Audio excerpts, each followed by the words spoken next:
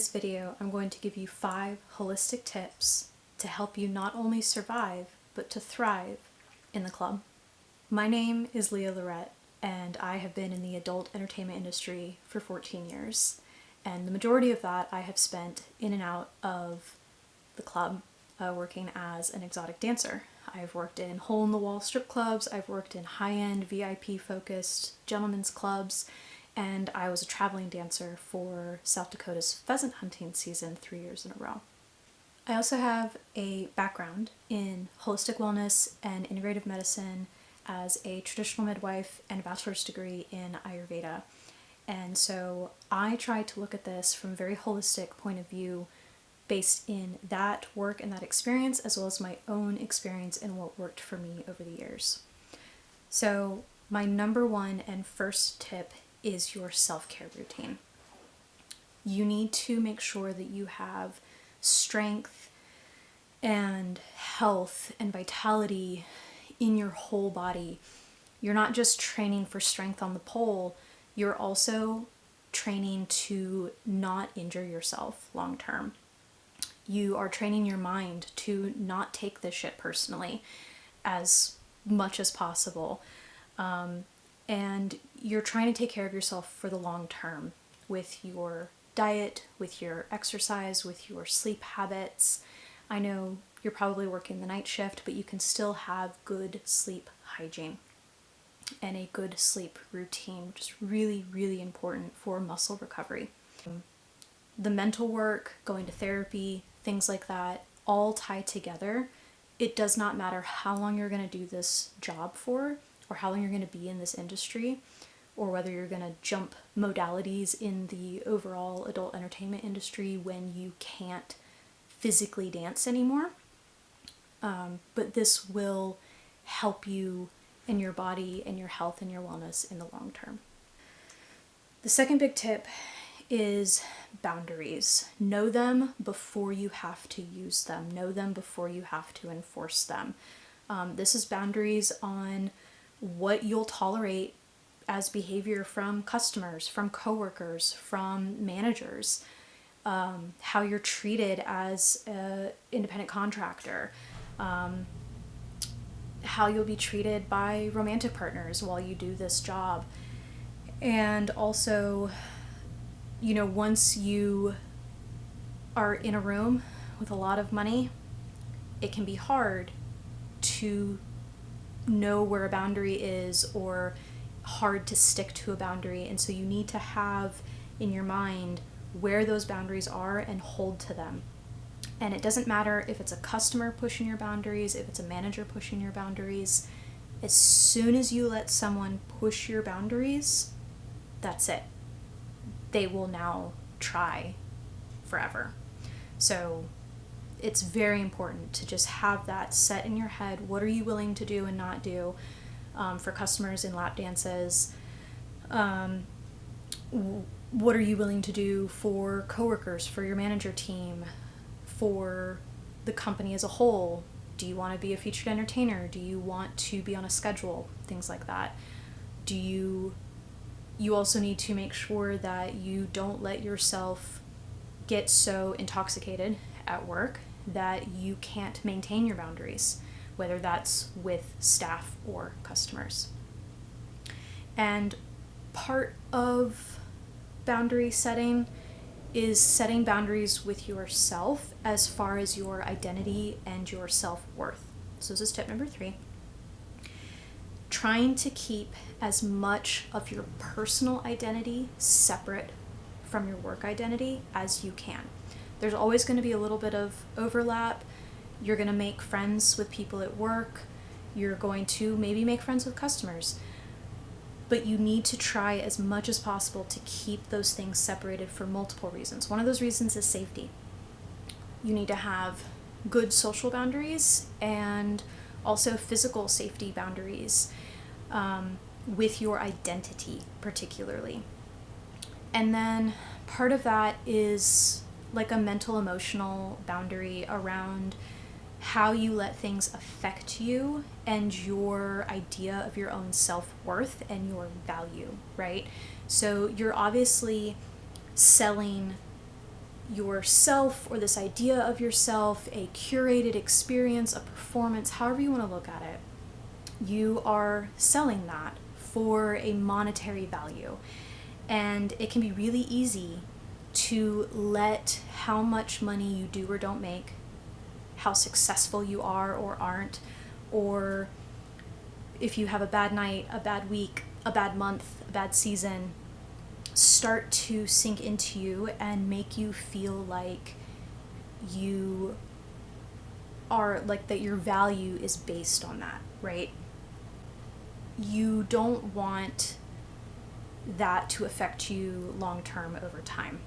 And on the safety aspect of that, if you give people, strangers, coworkers, whoever, too much personally identifying information about you, it is so easy in today's day and age for someone to use that information for nefarious purposes and to find you online, to find your identity, to find out where you went to school and where you live and where your kids go to school.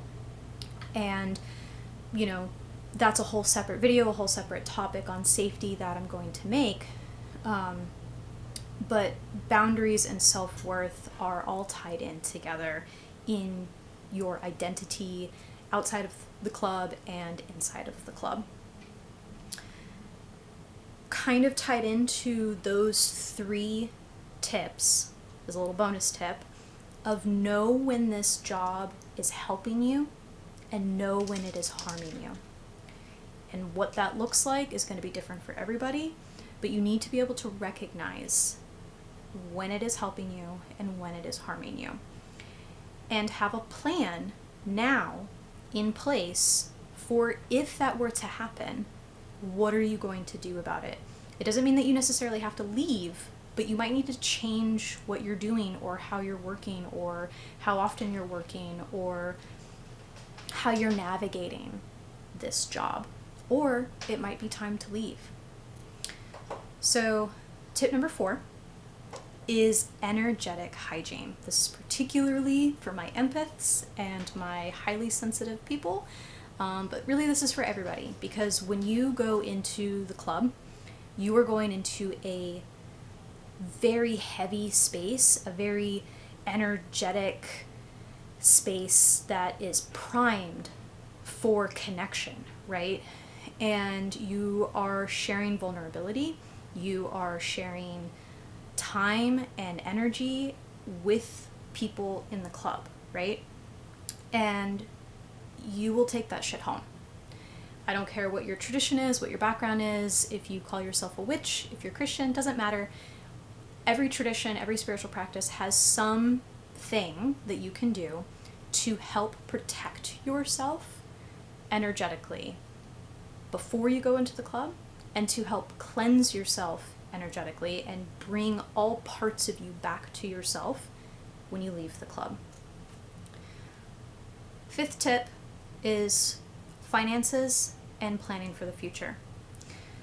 Don't wait for burnout, for an accident at work and there's no workers' comp, for an illness, or for you to be ready to be done. Don't wait for that to happen for you to be like, oh man, I did not prepare financially for this. From the get-go, you need to be keeping track of your finances, your earnings, your expenses. I really like the envelope method if you're working mostly in cash.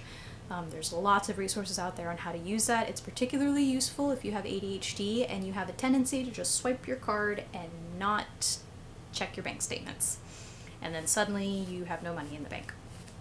And also from the beginning, start savings, okay? Short term, you need a emergency fund. This is to cover you if you get injured at work and you can't work for weeks or a month or 2.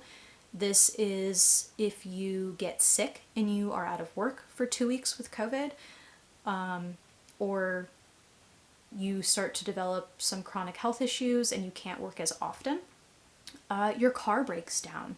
Your cat needs to go to the vet. Now all of a sudden you have a $1,500, $2,500 expense. This is your emergency fund, okay? This is a short range savings. Now your midterm savings is going to be separate from that. This is an actual savings. This is not for emergencies unless you run out of your emergency fund. Your midterm, mid-length savings fund is either for midterm goals, so in the next 3 to 5 years, you want to buy a house, you want to buy a nicer car, a newer car, you want to start a business, and or an exit plan. That could be paying off your student loans so that you can enter the workforce when you graduate college free and clear and go right into your work field. It could be, I only want to dance for 3 to 5 years and then I'm going to spend some of that time building up my business once I have startup capital, and then once that business is supporting me, I'm stopping dancing. Or it's not necessarily an exit plan and it is just a long-term strategy of financial savings and support. Maybe in 3 years you want to start investing and doing an investment portfolio, things like that. And then optionally, a third savings fund, and this can either be a Roth IRA or a traditional retirement fund, or it can just be a regular high yield savings account, trust fund, whatever you want to use. Please speak to a financial advisor. But a long-term retirement fund. It doesn't matter if you plan on doing another career and you're going to get retirement from that. It doesn't matter if you want to be a career dancer and you don't want to stop dancing after 1, 2, 3 years. You should have some sort of money going towards a retirement fund, okay? And lastly, as far as finances, be careful of lifestyle inflation, which can make it harder to take a break when you need to from this job, even if you plan to come back, or for you to leave it entirely if you were making tons of money and you were spending and developing this lifestyle that needs that money to fund it, and then all of a sudden you're out of work, or you want to quit, or you need to take a break before you burn out, but you don't have a way to sustain that lifestyle financially. Just keep that in mind.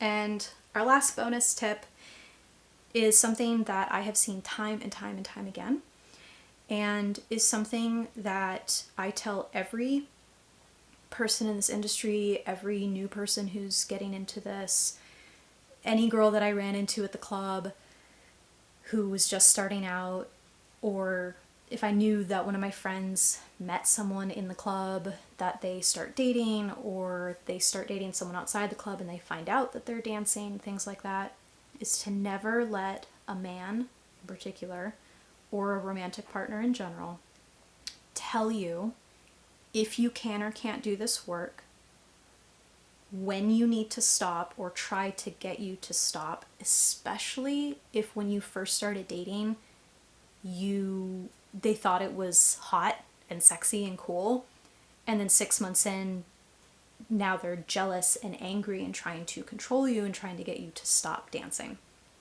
And never let them control your money that you are making here. That is a pimp. And don't do that.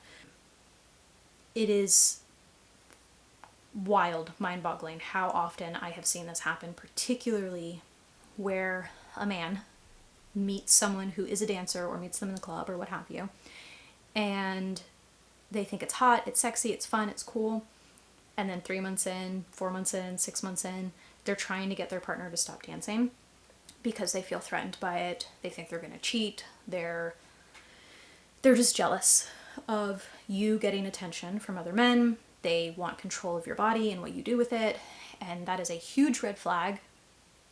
That is different from a partner coming to you and saying, oh, I think that this job is negatively impacting you, and these are the signs that I'm seeing, and maybe we should look at how to address that, or do you want to stop, or do you think you should stop, and how can we facilitate that? That is totally different and not what I'm talking about in this situation.